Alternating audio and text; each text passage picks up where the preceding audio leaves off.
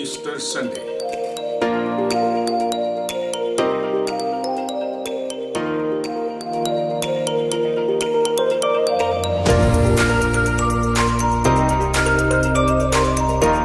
عزیز ناظرین، کتاب مقدس کی تعلیمات پر مبنی پروگرام بھرپور زندگی میں سڈنی آسٹریلیا سے آپ کو خوش آمدید کہتے ہیں۔ انسانی مخلصی کی تاریخ میں مسیح کا زندہ ہونا بنیادی حیثیت رکھتا ہے۔ مسیح کا زندہ ہونا خوشخبری کی بنیاد ہے، آسمان پر جانے کی گارنٹی ہے۔ بائبل کا پیغام ہے کہ موت کے بعد ایک اور زندگی ہے۔ مردوں کی قیامت میں ہر شخص جی اٹھے گا۔ جنہوں نے نیکی کی ہے وہ ہمیشہ کی زندگی کے لیے جی اٹھیں گے، اور جنہوں نے بدی کی ہے وہ سزا کے لیے جی اٹھیں گے، اور وہ سزا ابدی ہلاکت ہے۔ خوشخبری کا پیغام یہ ہے کہ لوگوں کو ابدی ہلاکت سے بچا کر ہمیشہ کی زندگی میں داخل کرنا ہے۔ یسوع کی صلیبی موت سے شاگرد مایوس اور غمزدہ تھے۔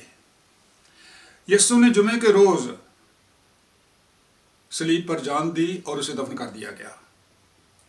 تیسرے روز یعنی اتوار کو صبح سویرے چند عورتیں بھاگتی ہوئی رسولوں کے پاس آئیں اور انہوں نے ایک حیران کن خبر سنائی کہ یسوع جی اٹھا ہے۔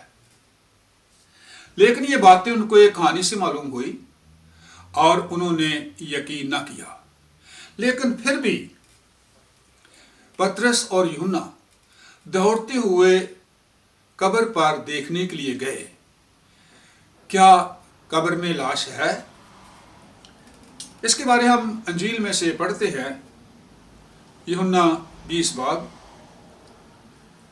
پس پطرس اور دوسرا شاگرد نکل کر قبر کی طرف چلے، اور دونوں ساتھ ساتھ دوڑے، مگر وہ دوسرا شاگرد پطرس سے آگے بڑھ کر قبر پر پہلے پہنچا۔ اس نے جھک کر نظر کی اور سوتی کپڑے پڑے ہوئے دیکھے، مگر اندر نہ گیا۔ شمعون پطرس اس کے پیچھے پیچھے پہنچا، اور اس نے قبر کے اندر جا کر دیکھا کہ سوتی کپڑے پڑے ہیں، اور وہ رومال جو اس کے سر سے بندھا ہوا تھا سوتی کپڑوں کے ساتھ نہیں بلکہ لپٹا ہوا ایک جگہ الگ پڑا ہے۔ اس پر دوسرا شاگرد بھی جو پہلے قبر پر آیا تھا اندر گیا، اور اس نے دیکھ کر یقین کیا۔ پطرس اور یوحنا دونوں واپس آ کر ساری بات دوسرے رسولوں کو بتاتے ہیں۔ وہ ان باتوں پر غور ہی کر رہے تھے کہ اچانک یسوع نے آ کر ان سب کو حیران کر دیا۔ اس کے لیے ہم یوحنا کی انجیل میں سے پڑھتے ہیں۔ پھر اسی دن جو ہفتے کا پہلا دن تھا، شام کے وقت، جب وہاں کے دروازے جہاں شاگرد جمع تھے یہودیوں کے ڈر سے بند تھے، یسوع آ کر بیچ میں کھڑا ہوا اور ان سے کہا، تمہاری سلامتی ہو۔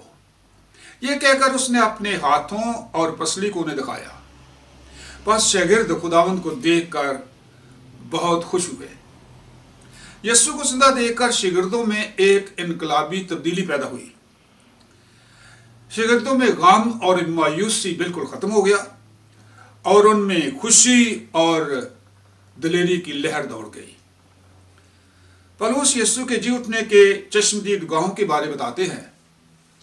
پہلا کرنتھیوں اس کا 15 باب۔ چنانچہ میں نے سب سے پہلے تم کو وہی بات پہنچا دی جو مجھے پہنچی تھی، کہ مسیح کتاب مقدس کے مطابق ہمارے گناہوں کے لیے ہوا اور دفن ہوا، اور تیسرے دن کتاب مقدس کے مطابق جی اٹھا، اور کائفہ کو اور اس کے بعد ان 12 کو دکھائی دیا، پھر 500 سے زیادہ بھائیوں کو ایک ساتھ دکھائی دیا، جن میں سے اکثر اب تک موجود ہیں اور بعض سو گئے۔ پھر یعقوب کو دکھائی دیا، پھر سب رسولوں کو، اور سب سے پیچھے مجھ کو جو گویا ادھورے دنوں کی پیدائش دکھائی دیا۔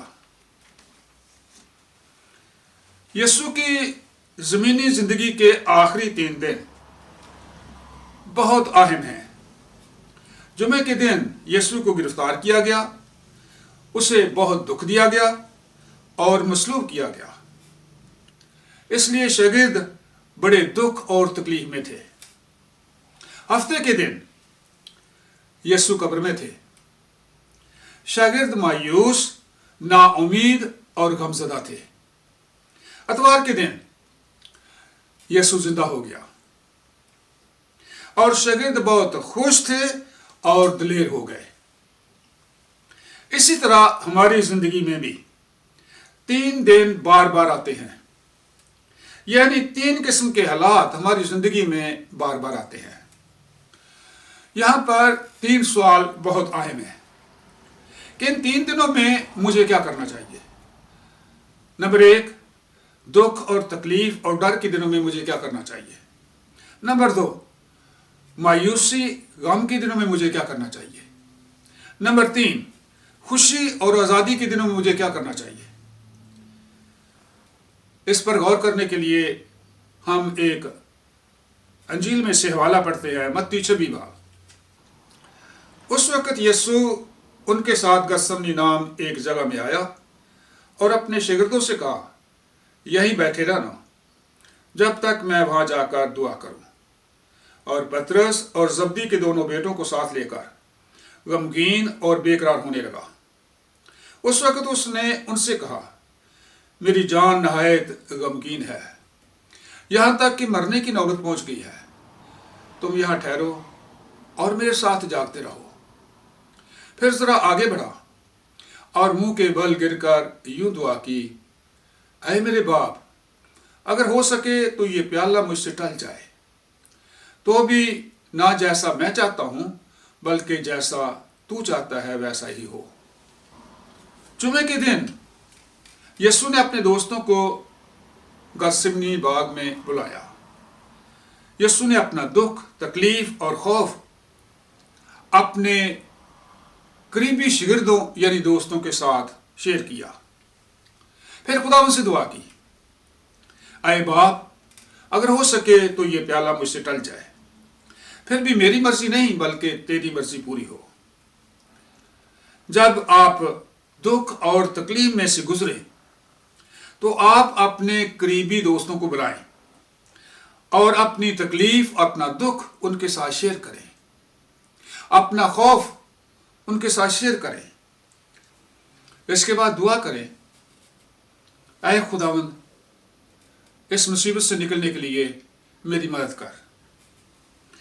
دکھ اور تکلیف کے دوران آپ کو دوست اور خدا دونوں کی ضرورت ہے۔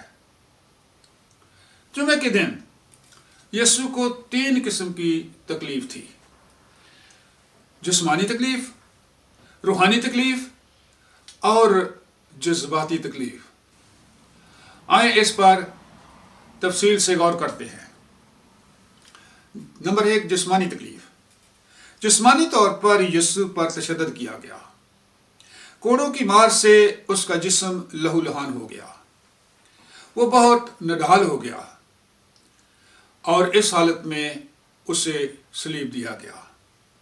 روحانی تکلیف، وہ ساری دنیا کے گناہوں کے بوجھ کے تلے تھا اور اس وقت خدا باپ نے اسے چھوڑ دیا۔ جذباتی تکلیف، اسے رد کیا گیا، اس کے منہ پر تھوکا گیا، منہ پر تماچے مارے گئے اور داڑھی کے بال نوچے گئے۔ ہفتے کا دن یسوع قبر میں تھا اور شاگرد مایوسی اور غم کی حالت میں تھے۔ یسوع نے فسح کے کھانے پر بتایا تھا کہ تم سب اسی رات میری بابت ٹھوکر کھاؤ گے، کیونکہ لکھا ہے کہ میں چرواہے کو ماروں گا اور گلہ کی بھیڑیں پراگندہ ہو جائیں گی۔ شاگرد یسوع کو چھوڑ کر بھاگ گئے۔ اس دن شاگردوں پر بڑا مشکل وقت تھا۔ ہفتے کے دن خدا کا وعدہ اسے یاد دلائے۔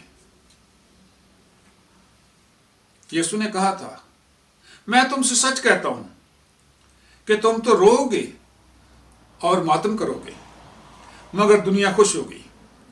तुम गमगीन तो होगे, लेकिन तुम्हारा गम खुशी बन जाएगा। अब बहुत से लोग कोरोना हालत की वजह से मुश्किल हालात में से गुजर रहे हैं, और बाज़ लोग किसी दूसरी वजह से मुश्किल हालात में से गुजर रहे हैं। इन हालात में आप खुदावंद का वादा उसे याद दिलाएं, क्योंकि ईमानदारों के साथ खुदा का वादा है कि वो हमेशा तुम्हारे साथ रहेगा।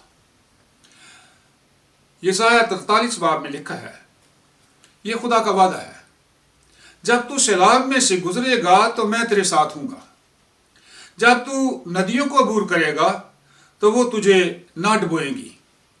जब तू आग पर चलेगा तो तुझे आंच न लगेगी, और शोला तुझे जरर ना पहुंचाएगा।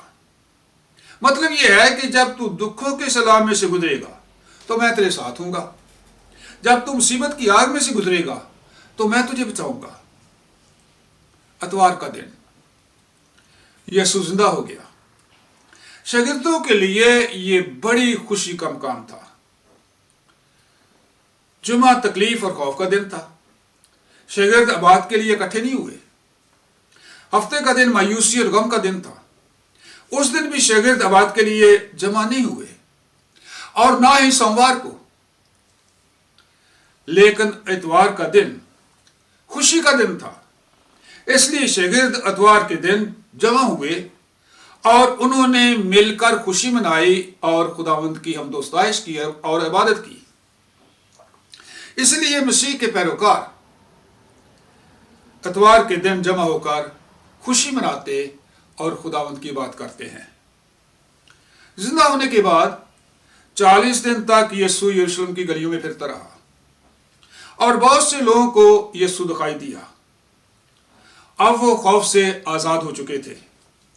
इसलिए यीशु ने कहा था कि सच्चाई से तुम वाकिफ होगे तो सच्चाई तुम्हें आजाद करेगी।